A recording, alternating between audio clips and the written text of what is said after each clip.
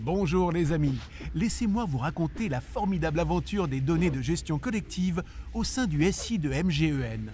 Allez, suivez-moi, on plonge dans le back-office et la data. Tout d'abord, la présentation des 3 premiers acteurs essentiels du SI que nous allons retrouver tout au long de notre voyage. D'un côté, nous avons Accolade, l'outil de back-office pour la gestion des droits, des cotisations et des prestations de santé.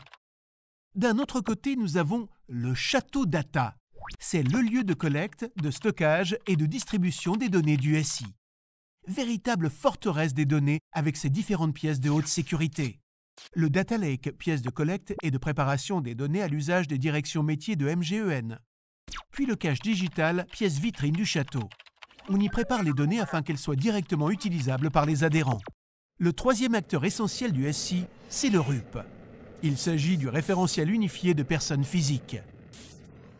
Et enfin, le héros de ce voyage, Max.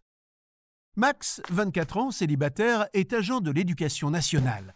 Il bénéficie à ce titre d'une couverture complémentaire par son employeur. Au commencement du grand voyage des données de Max, il y a le service RH du MEN qui envoie à MGEN un fichier avec les données de ses agents, dont Max. On cherche maintenant à savoir si Max est déjà connu dans le SI en rapprochant les données reçues de son employeur avec celles déjà présentes dans le SI. Par exemple, son adresse, son téléphone, son mail. Max est connu. Youhou! Parmi les données déjà connues de Max, il y a sa clé CAPEP et sa clé RUP.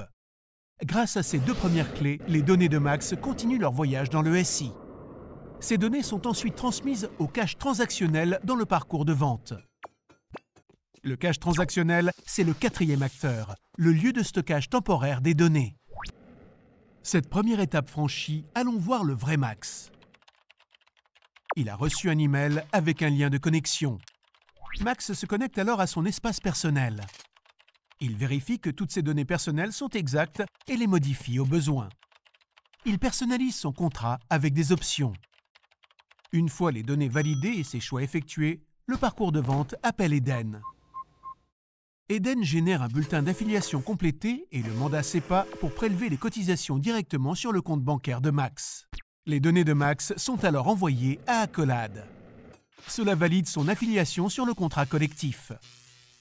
Auparavant, Accolade avait préparé ce voyage en créant l'employeur de Max, le contrat collectif et l'offre retenue. Accolade crée alors la 3e clé de Max. L'orchestrateur transverse récupère cette 3e clé pour l'associer aux 2 premières.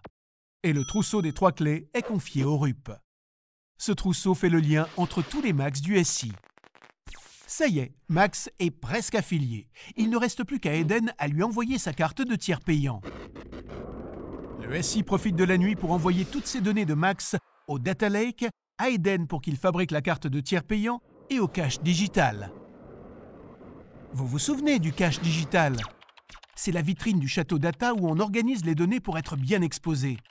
On évite ainsi de perturber le travail des gestionnaires en ne sollicitant pas les bases de gestion. Voilà, vous savez tout.